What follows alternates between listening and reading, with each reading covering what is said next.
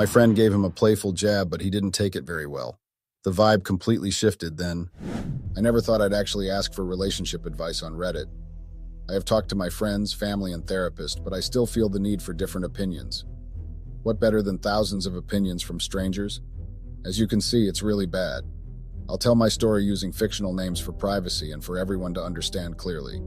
My name is Alice, I am 25 years old and have been in a relationship for 2 years now. My boyfriend Luke is also 25. I'm absolutely crazy about him.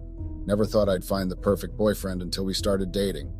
He is incredibly sweet, treats me like a goddess he adores, remembers the smallest references of our relationship and gives me gifts related to them. And sometimes my family loves him more than they love me. Conclusion: he is amazing, I'll love him forever, seriously.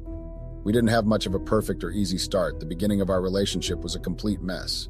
Luke used to be best friends with my ex-boyfriend. I know, lame, right? Even worse, I cheated on my ex with Luke, and that's why we're together. Before you judge, I'll explain the complicated history of my past relationship. I was 20 when I started dating my ex-boyfriend Eric. He was also my age.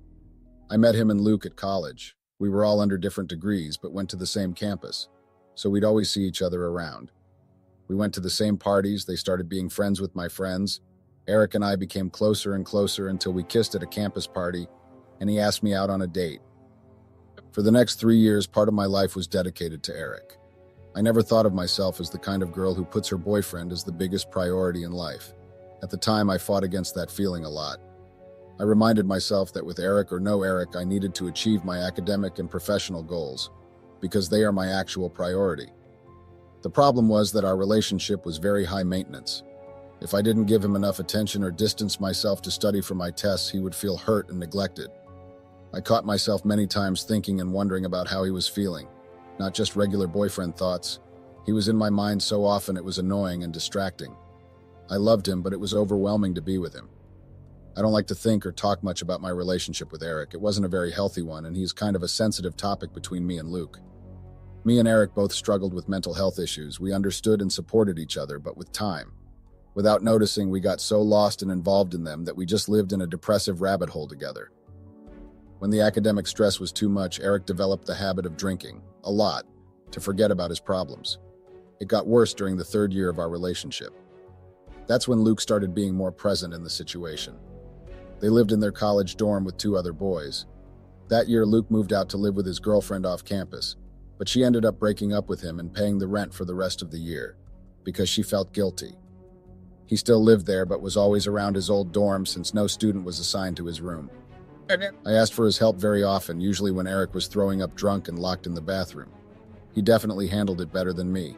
Seeing him genuinely care about Eric made me feel less stressed about the situation. These episodes weren't so usual, but every time they happened, a part of me would love Eric a little bit less. I had to listen to him say the worst things about me and pretend they never happened, because he wouldn't remember them the next day. One night I was supposed to meet my boyfriend at their dorm because we were going to the movies together. Eric said he'd be home by 6:30, which was when his class ended. That way we could watch the 7 p.m. movie session. I showed up at 6 o'clock and found Luke watching TV by himself in the living room. We talked and watched his favorite TV show while I waited for Eric. I waited for an hour and a half and he still hadn't shown up. Luke stared at me with a merciful look on his face every now and then. He felt sorry for me. It wasn't hard to tell. "Do you think he is okay? Should I go after him?" I asked Luke around 8. Luke said he probably got caught up with his teacher and just forgot to tell me. I knew immediately he was just trying to make me feel better while I got stood up and made the 15th call to my boyfriend. I kept thinking he could have been robbed or something, but Luke reminded him we were inside the campus. Even if he tried really hard, nothing dangerous would happen to him. I stayed only to yell at him. I went over and over our soon-to-happen fight in my head. I mentally organized everything I had to say to that jerk when he finally showed up. It was past 9 when he opened the front door. I didn't think I remembered so many details, but I guess it is easy to remember the reasons why I was angry. Having to wait 3 hours without a single text made me pretty pissed. I was eating the ice cream Luke offered me for pity when I saw Eric walk in. I left the bowl on the center table and got up ready to yell at him. When he stumbled his way in with his eyes barely open and slurred speech, I wanted to pick up the ice cream bowl and smash it in his head. "You are drunk?" I asked with the most angry voice tone I could pull. He started to excuse himself. I yelled and cursed at him. He tried to apologize, but when I made him angry, he just threw back at me not very understandable, but angry words. Luke was just sitting on the couch staring at us completely silent and shocked. He didn't want to get involved, but also didn't have the nerve to move a muscle away from there. I couldn't stop anxiously yelling at Eric to a point he started walking towards his bedroom, pretending to ignore me. When I pulled his arm to get his attention again, I just felt a huge knockout in my face after he screamed, "You are such a bitch." He punched me right in the nose. I felt my blood pressure drop immediately. My vision started to go black, and I heard Luke yell words I couldn't understand. It felt like my head was underwater, and I could barely hear the muffled sound of their voices. My nose was bleeding a lot. When I raised my head, I saw Luke holding Eric's arms and body, stopping him from getting to me. Luke looked at me, checking if I was okay. When I looked back at him, he told me to wait in the stairs outside. I didn't even question him and just ran out of the apartment while I heard Eric calling my name, crying. I sat on the dorm stairs and couldn't hold back the tears, feeling them weirdly blend with my nosebleed. Until today, I believe this moment represents the worst heartbreak I ever had. I was with Eric for 3 years, and seeing him raise his hand at me as if it was nothing made me question part of my feelings for him, while I was sure the other part had just died right at that moment.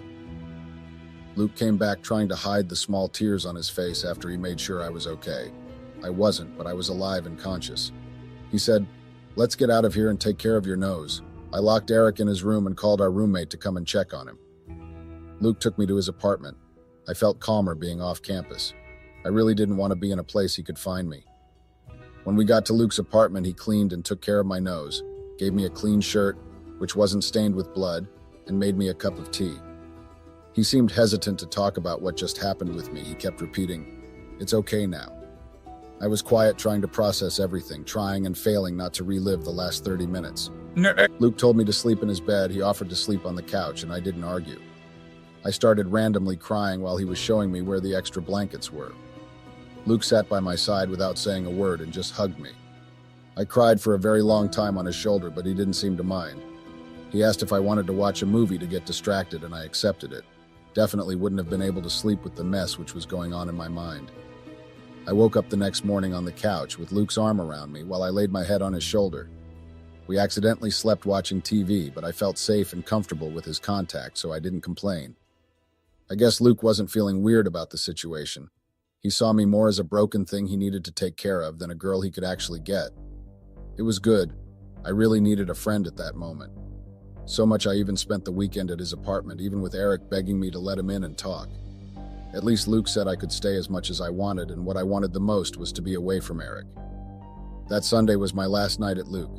We ordered pizza and talked about the thousands of calls, texts, and everything else Eric did as a way to try to apologize to me.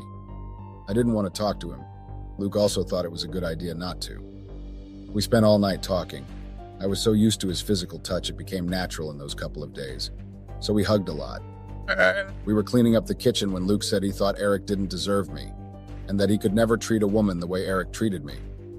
He looked at me deeply while saying that, so I gave myself to the intrusive thought of kissing Luke and felt butterflies when he kissed me back.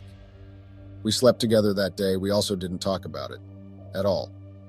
The situation was complicated. We both wanted to do it, but neither of us wanted to discuss how much we were affecting someone we both loved, who had serious alcoholic problems. Speaking of Eric, his friends called his parents, who decided to check him into rehab. His mom called asking me to go with them on Monday. She said she understood what he had done to me and she didn't expect me to forgive him. She wanted me to be there in the beginning of his recovery, to offer support in the place of causing a crisis when breaking up with him. I didn't want to make things worse, so not very willingly I got into a car with my boyfriend and his family. Luke asked me if I wanted him to be there, but that would have just made the 2 hours drive even more awkward. Our school was in a small city, so there weren't many nearby clinics pleasing enough to his parents. Eric tried to talk to me during the entire ride, but I just kept answering, "I am not talking about this in front of your parents." I was definitely breaking up with Eric.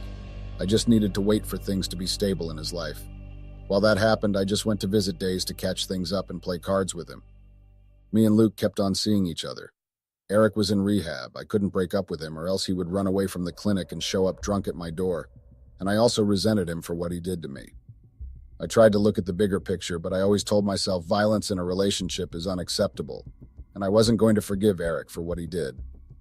I didn't exactly feel guilty about it, Luke did, but as our feelings for each other got deeper, he let himself get involved. I was starting to have strong feelings for Luke because my feelings for Eric died a few months before when he decided to start making the worst decisions of his life.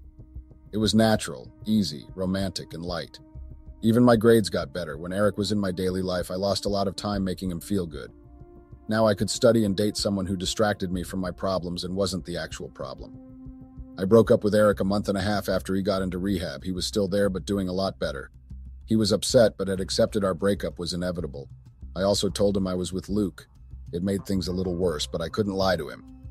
In the end, his reaction was better than I expected, and in that moment, my story with Eric ended. 2 years later, I look back and don't regret anything I did. Luke is the best thing that ever happened to me. Our relationship is amazing, but we are going through a hard phase. After a trip we took with some friends, things have been weird. Luke seems to be with something related to our past on his mind. We have argued a few times, and I'm very worried. One of our best friends planned a birthday trip to a beach in San Diego. We spent the weekend there, and in one of our late-night conversations with the group we were talking about relationships, experiences, heartbreak, cheating, etc. We were used to doing this in every occasion. Everyone there were couples, but we didn't have a problem talking about our past dating experiences. One of the girls said she once cheated her high school boyfriend with her older brother's friend. We were laughing about her story because she ended up falling for the guy she cheated with and got dumped by both of them.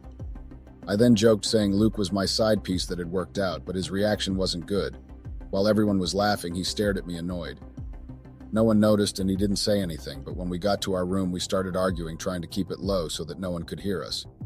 He said he didn't feel comfortable bringing up what happened with Eric into a conversation. All of our friends were in our lives when it happened. They went to college with us. They knew Eric. We were already very close, and they all supported our decision of me and Luke being together, and none of them are close to Eric. It didn't seem like a problem to talk about it with them because it isn't a big deal in our lives today. But Luke gets a little triggered when someone mentions Eric. I had made jokes like that before and he didn't seem to mind, but that day something was more intense than usual. Luke said it's impossible to control the weight on his conscience when someone mentions Eric. He was like a ghost in his life. It seemed to him that I forgot and moved on completely while he was stuck in the morals of his head. He was also really angry with the term side piece I used talking about him. He doesn't want the beginning of our relationship to seem like an affair, which kind of was. That's probably why it bothers him so much. I guess he felt that way other times I mentioned Eric, but knowing Luke, he probably didn't say anything because he wants me to feel safe to talk about past traumas, especially since we were both there in this one. Either way, it's a tough subject for him, I knew that, but didn't think it was something he got extremely anxious over. I apologized and said I wouldn't talk about it anymore. I had no reason to. He said it was fine, but he was still a little weird the next day, which was when we came home from the trip. On the road, a couple of friends came in our car, but in 1 hour they were dead asleep in the back seat, leaving me and Luke to the awkward silence and a song we could barely hear because of the low volume. I felt he was looking at me. I just kept looking forward and watching the road. I think I want to sit down and talk to Eric. When I heard him say it, I internally screamed, wondering why the subject wasn't over yet. I asked where this feeling was coming from and why. He just answered that he needed closure because he hasn't talked to Eric since the day he had a physical fight with drunk Eric to lock him in his room. He didn't want to make amends, he still wanted to keep Eric as a ghost from his past, but they apparently still had unfinished business. It's your decision. I'll support you either way. Just won't talk to him. I finished the conversation and Luke said he'd think about it better.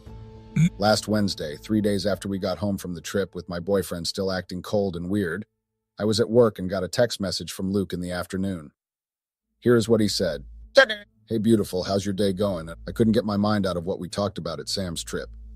After these few days, my mind seemed more organized and I'm not that freaked out about it anymore. I'm sorry for being a jerk about this there and making you feel bad. I forgot to tell you that in that morning Alan asked me about Eric, because he bumped into him in an event at our old college. He asked if I ever talked to him again. That just brought the whole thing back to my mind and ruined my day. I took it out on you, I'm sorry, and hope you can forgive me. You know how I feel about Eric. I don't want to know how he's doing or pretend what he did to you was fine. I'm not fine, and you shouldn't either. I have no interest in his life, but I can't keep feeling like shit every time I think about him. So I decided to contact him. I haven't yet, but I intend to. In respect for you, I won't talk about it if you don't want me to. I know you handle this a lot better than me, but you probably don't want to unnecessarily relive this, so just let me know. You went through a lot with him. I don't want to keep dumping this on you. I love you, okay? A lot. I'm making it up to it. Let's go to dinner tonight. Tell me what time you'll be home, please. Bye, my love. I texted him saying it was all fine, but I couldn't help worrying about this reunion. I know deep down in me that Luke will get somehow even more affected seeing Eric. It isn't a good idea in my opinion, and I will stay tense until Sunday, which is when they are going for coffee. Luke got his number with some guy from our old college. They talked and decided to meet. What are your opinions? Should I be worried? Should I go with him? I'm scared. Luke has been strange for days, and my insecure self keeps thinking he'll break up with me. But because of guilt? I can't think straight about this anymore. Maybe he's acting like this because of the tension with seeing Eric, I don't know. He's distant, and I hope it doesn't get worse when he comes back from that date with Eric. I'll update as soon as I can. Update. Hey Reddit, I'm back with updates about my messy situation. Last time I checked in, my boyfriend Luke was meeting my ex-boyfriend Eric, who used to be his best friend. I told Luke I was fine with him meeting Eric only if I could pick him up after, so I told him to go without his car. I got there half an hour before Luke asked me to because I was dying waiting for time to pass, and I wanted to see how the conversation was going. I parked in front of the coffee shop, which had glass walls, so I could see them sitting together and talking peacefully. Eric seemed fine. He looked good and normal. I kept watching them talk. They sometimes laughed. It felt like I returned 3 years in the past. Seeing them talk as if they were still roommates gave me chills. A lot of you said Luke just wants to unload his conscience, which is actually true. I just don't trust Eric and don't want to think about the possibility of them becoming friends again. I got comments asking if we heard anything about Eric. Not really. People weren't used to talking about him with us. Most of our friends aren't even close to him. I texted Luke in the exact hour he told me to get there. I saw him pick up the phone and text me back. I'll be out in a second. Do you want anything? I answered him saying I just wanted him out of there, and he laughed. For a second, I thought of walking to the front of the coffee shop and talking to them. I have no control of my impulses, so I waited for them to get to the door and rushed out of the car. Luke stared at me as if I was crazy. Eric was with his back turned to me, but when he saw Luke's eye wander behind him, Eric turned and looked at me like he had seen a ghost. Hearing Eric say my name was like a punch in my stomach. I immediately regretted leaving the car. I said hello and asked how the talk was. They both agreed on the fine. They seemed fine. Eric started asking about my life and how I was doing. I just felt like I wanted to throw up, but instead I said, I'm sorry, I can't do this. Just wanted to say hello because it has been a long time since we've seen each other. Can we go, Luke? I looked desperate at my boyfriend and he let out a quiet laugh. I'm sorry, it's uncomfortable, I know. It's nice seeing you guys. Eric said, smiling. I kind of just wanted to punch him, but whatever. Luke and I said goodbye, but before we could leave, Eric started talking again. I'm sorry for everything, Alice. You didn't deserve anything of what I put you through. I hope you guys always stay happy. He expected some kind of answer, but Luke and I just stared at each other with blank looks on our faces. Then he simply smiled and walked away. You were very brave for doing this, Luke told me on the way to the car. I asked if he got the answers and closure he needed because I didn't want to go through that again. He laughed and said I didn't have to worry about that anymore. What could have they talked about? Luke didn't give me much hint, but he led me to understand he never reached out to Eric because if Luke had to see him, he'd fight him again, except harder for what he did to me. During the years when he thought about Eric, he just thought about fighting him and somehow making him pay for all the pain he caused in our lives. But he felt tired of those angry feelings coming and going back around. That was his way of dealing with them. It has been 2 days since they talked and things have apparently come back to normal. A part of me will keep wondering if Eric will contact him back, and if Luke will answer. But I'll keep the paranoid thoughts to myself because I don't want to hear that name ever again. It's been a long time, my fellow Redditors. I can vividly remember that the last time I posted here was when I shared my college experience with you all. That has been many, many years ago. Well, this experience I'm about to share is very different from the last one. It's not a jolly experience at all. It's one of lies and deceit. The last time I posted here, I told you all about a girl I met in college, right? Well, we got married a few years after college. Now she's cheating on me. I just recently found out that my wife is cheating on me. For reference sake, I'm a 30-year-old man who's married to a 28-year-old woman. My wife's name is Sheila and my name is Fred. So, my dear Redditors, I know you all are wondering what suddenly went wrong, lol. I mean, I wonder what happened too. We got married after college and I honestly thought I married an innocent woman. Now I found out she's cheating on me. I don't know who the guy is or how she knows him. I'm very grateful that I found out early, or else I'd have been making a fool of myself. Can you believe how ironic this situation is? To think that we're planning to go to a family event in 2 weeks, And then I find out my wife is fucking another man. This event will have both our families and extended families in attendance. It's a yearly event that we have done over the years. I was even planning to get us new outfits, so we'd attend the event like the happy couple we were. But now I guess plans have changed.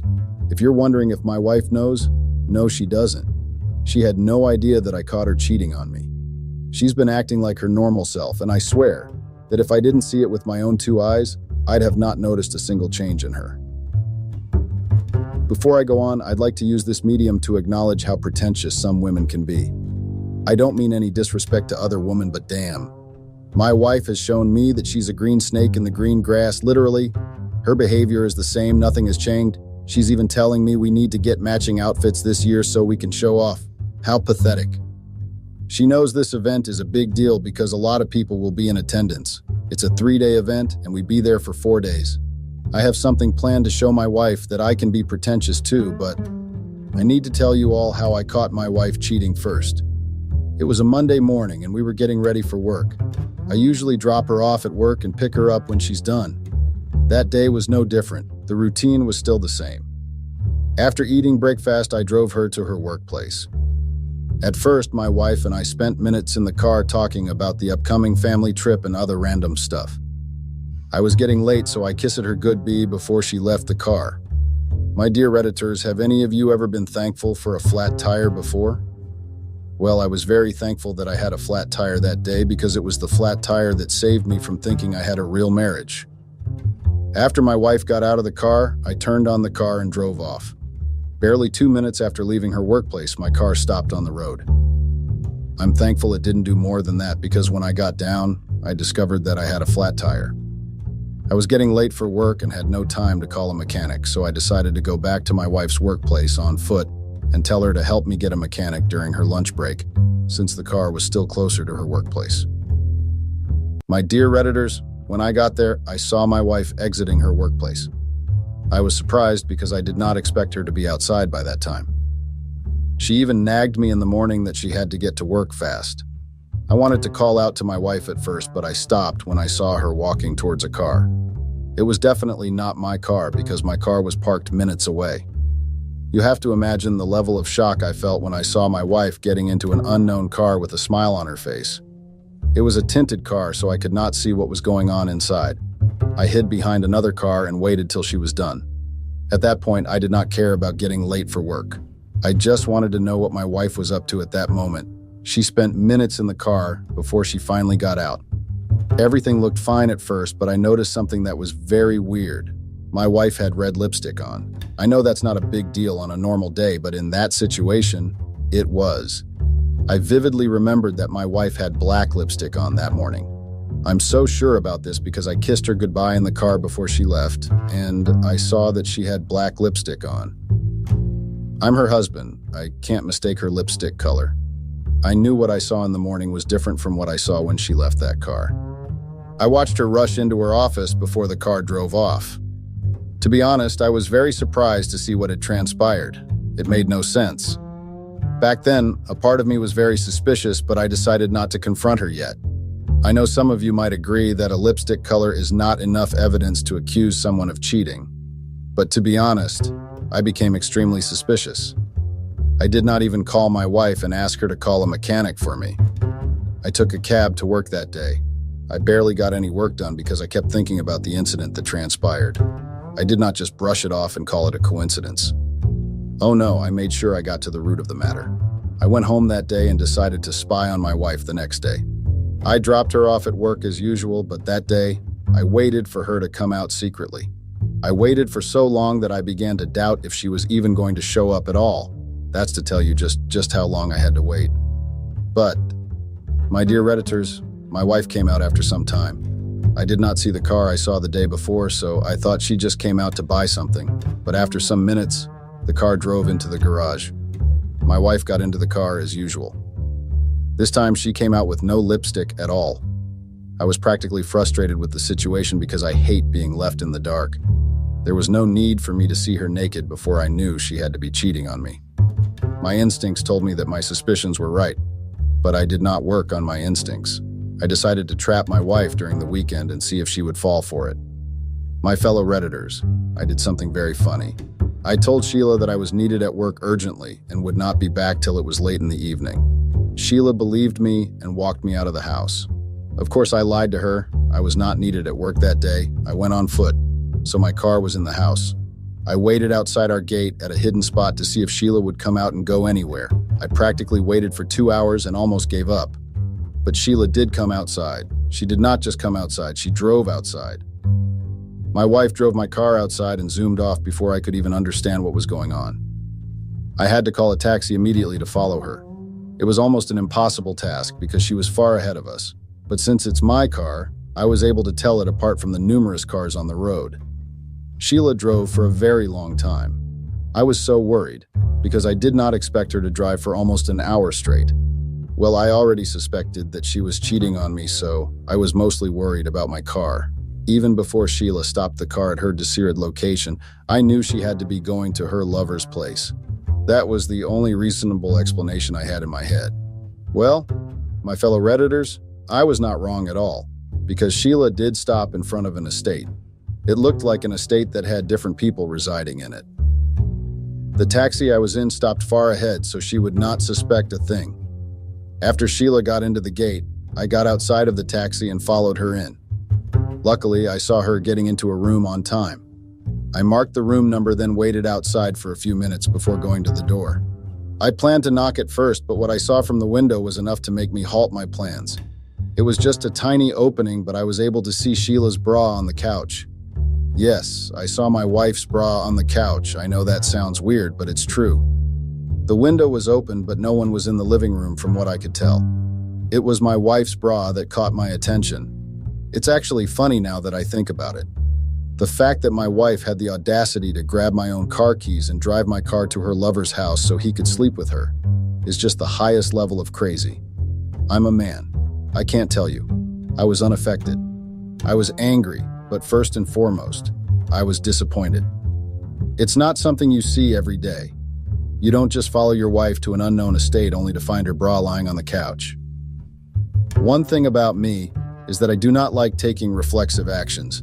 I don't like jumping into things without giving them a thought first.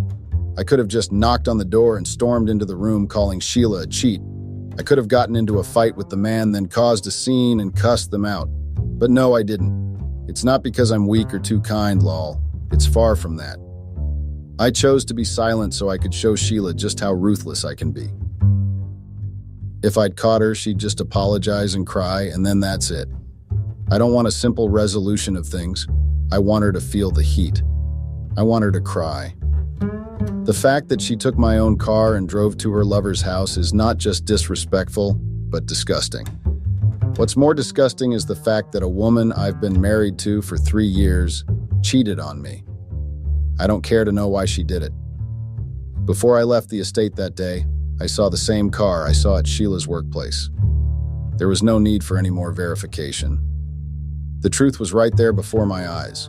When I got home that day, I practically promised myself to show Sheila just how ruthless I can be. I was not going to let her off the hook for any reason at all, and I need her to know that. I needed to do something that would make her regret everything she did.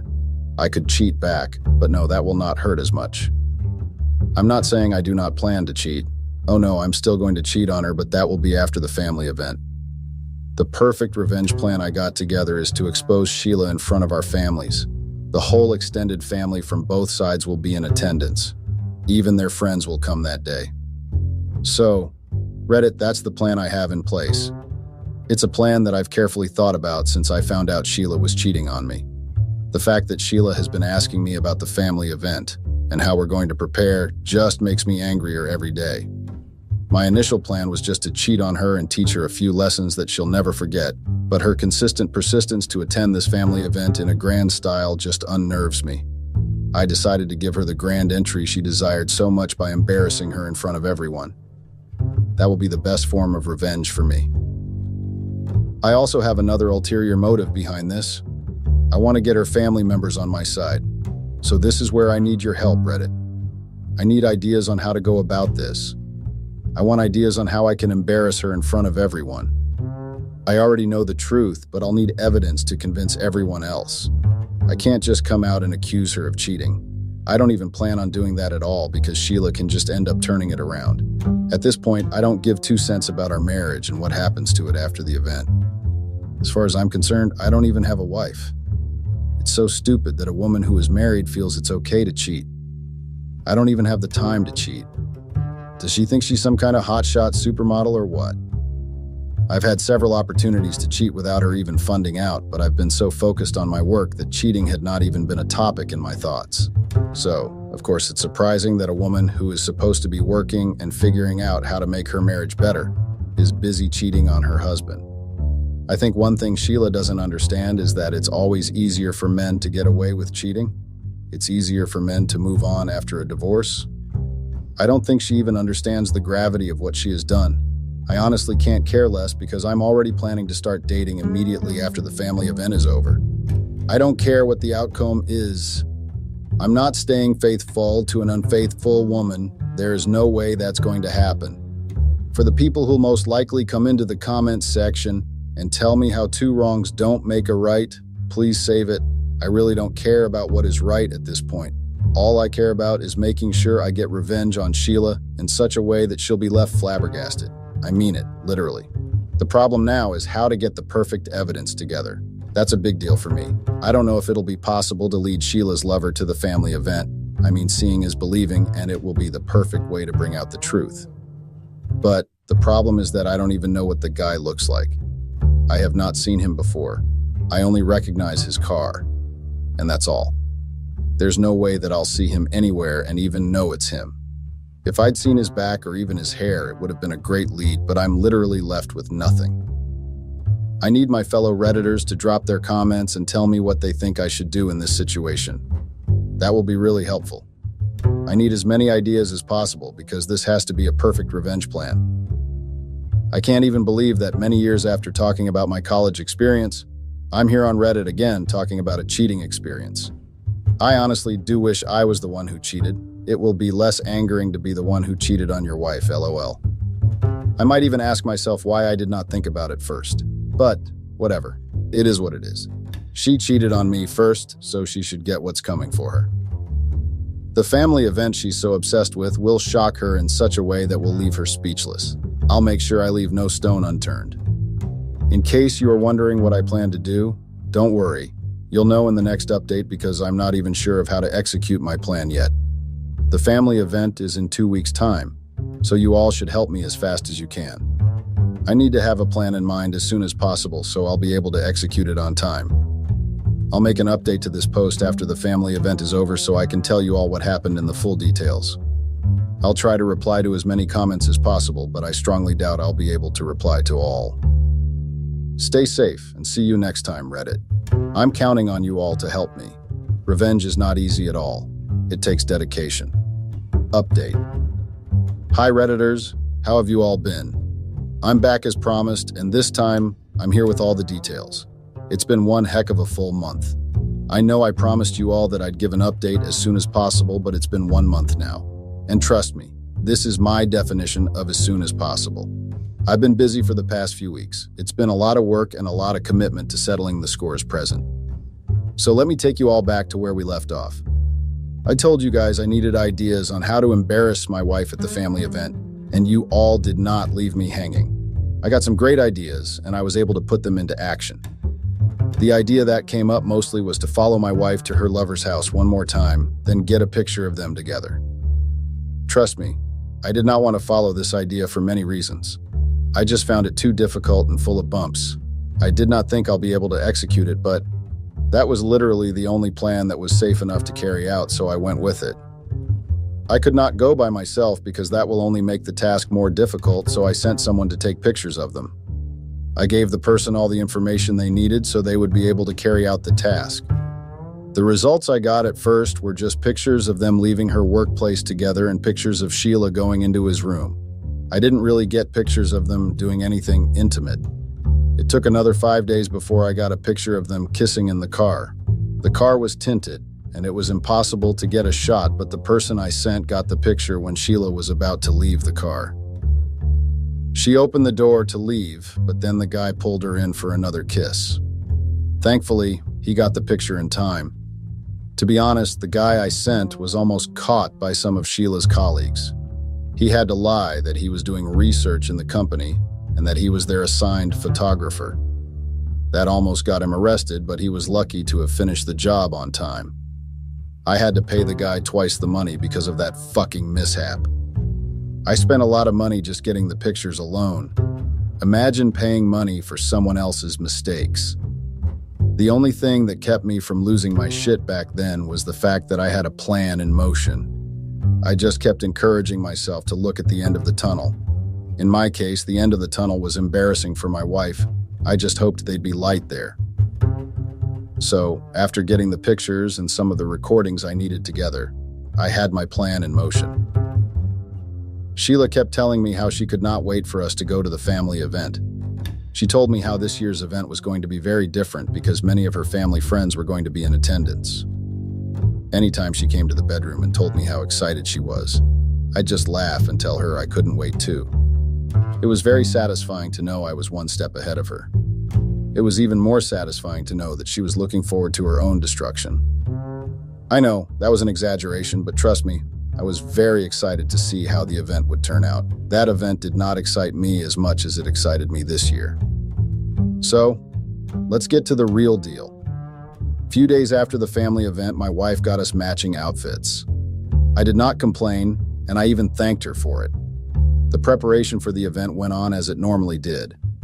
We got the gifts we usually bought for the family members. Sheila prepared some dishes in advance so we could eat it on the road. In other words, we were practically preparing for a swell time at the event. I'll still say this just for the sake of reference. Sheila did not suddenly stop cheating on me. I mean, she continued, and I know this because I kept an eye on her till we went on that trip. She left the house whenever she thought I went out or when I was asleep. Sometimes I could hear her running from the living room to the bathroom to take a phone call. The worst evidence I'd noticed was when I saw a soaked panty of hers in the handbag she brought from work. The next one was a male boxer. Yes, I saw all these things even before we traveled for the event. With the way Sheila pretended like everything was fine, I'm very certain that she had no idea that I was aware of her cheating escapades. I did not also try to let her know that I knew anything about it. I continued acting like I was a fool. There was no need to let the cat out of the bag and raise the alarm unnecessarily. I knew that I had to be patient so I could give her a taste of her own medicine. It was not easy because sometimes I wanted to laugh in her face and tell her to stop hiding her phone under the sheets before she replied to text messages, because I already knew she was chatting with her lover. But I had to control myself. To be honest, I think my patience actually paid off at the end of the day because I was able to achieve the desired results I had in mind. So guys, let me cut the long story short and get to how I exposed my wife at our family event. The first day at the event was just normal. There was nothing out of the ordinary because I wanted the first day to be as normal as possible. Sheila and I settled into our hotel room and had a good night's sleep. The next day at the hotel was when I decided to put my plans in motion. Our family members were all present for the official first day of the get-together. Even our friends and some family friends were present. It was nice to see everyone together again after 1 year.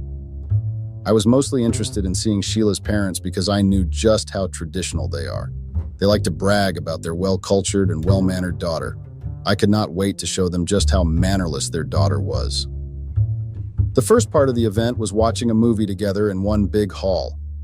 It's something that we have done for many years before. That would have been the perfect opportunity to expose Sheila, but I did not go with that idea.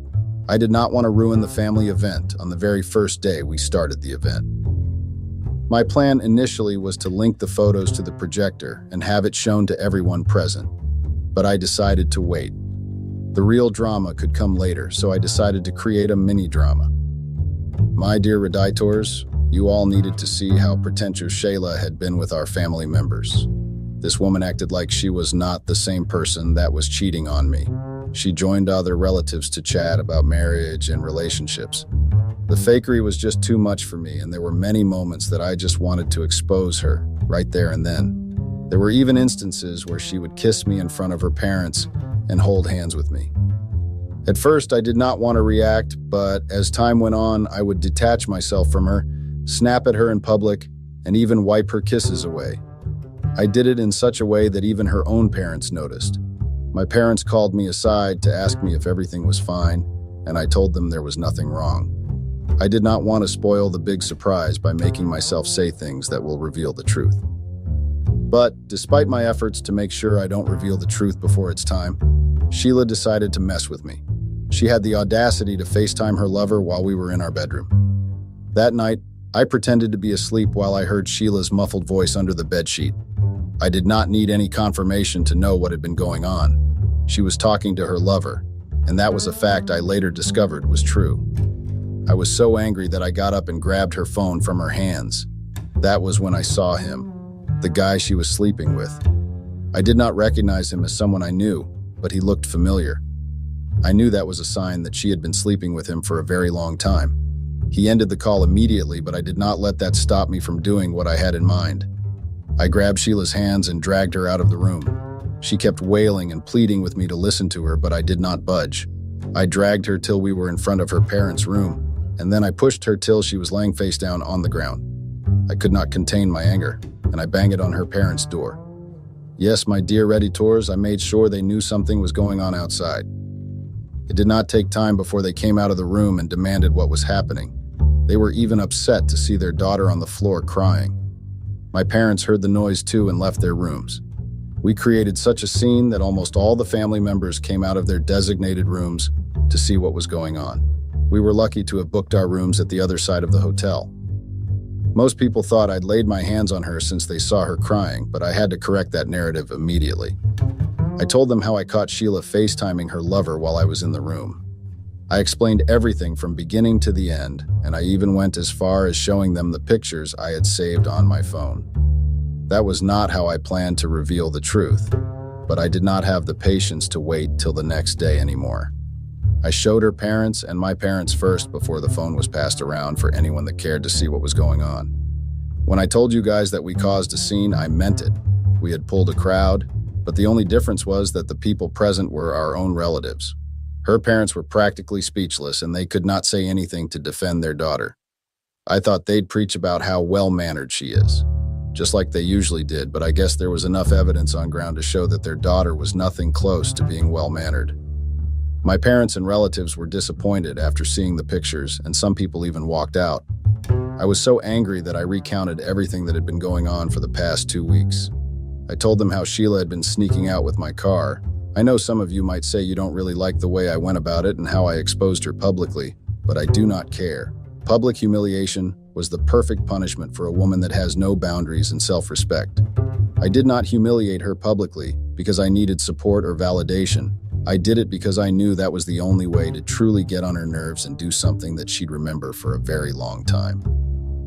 Sheila and her family have always been dedicated to their reputation and how people perceive them. I know this because her parents like to brag about every little thing.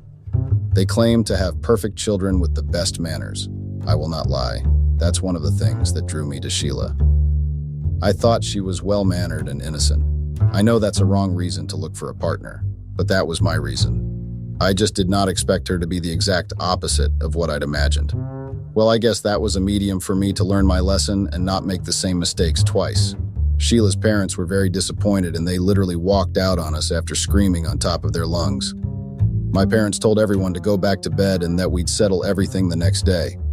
When my parents said settle, they meant ties were going to be broken. Literally. But at the end of the day, it was still my choice if I wanted to stay with Sheila and work on our marriage. My dear Redditors, what do you think my choice was? That same night, after everyone went back to their rooms, Sheila grabbed me by the collar and cussed me out. She screamed on top of her lungs and accused me of ruining her life for something so trivial. Yes, Reddit, my wife told me that all she did was cheated and that she did not deserve the kind of punishment that I gave to her. I thought she was joking at first. Yes, trust me, I thought it was a joke. But it wasn't. The stupid woman really stood in front of me and accused me of tarnishing her family's reputation. I don't understand how a woman who cheated and made the decisions by herself will accuse me of tarnishing her image.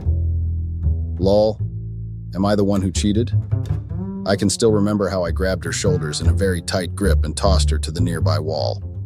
"You must be fucking mad. Are you so dumb that you think I'll fall for your stupid stunts? You think I regret embarrassing you just now?"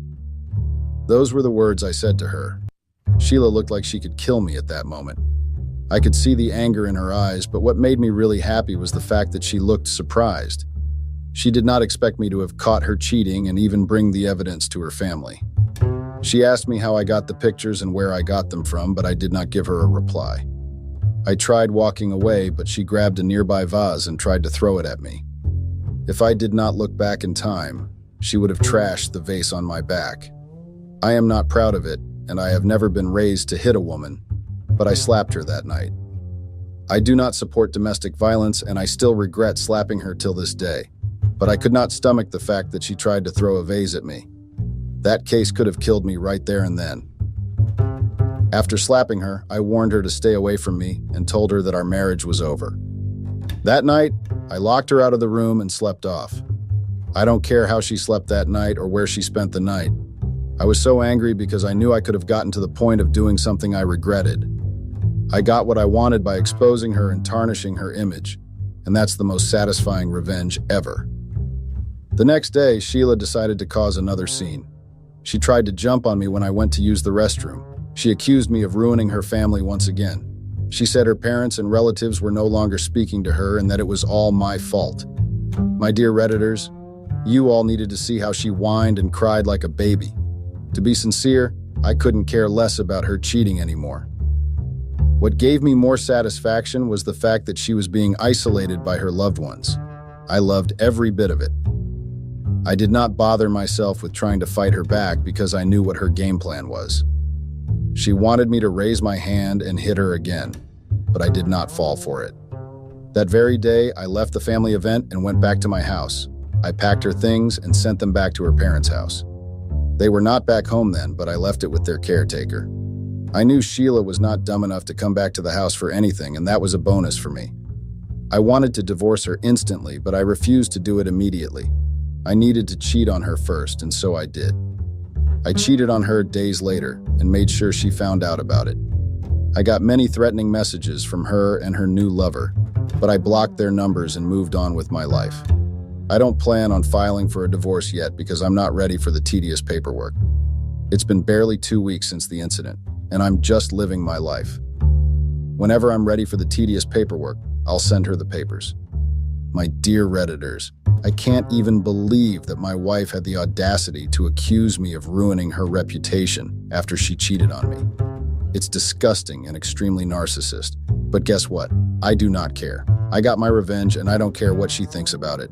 Thank you to all the Redditors that have taken their time to engage with this post. It's been an amazing ride. I hope my next life experience will be better than this. LOL. See you all in the next post, whenever that may be.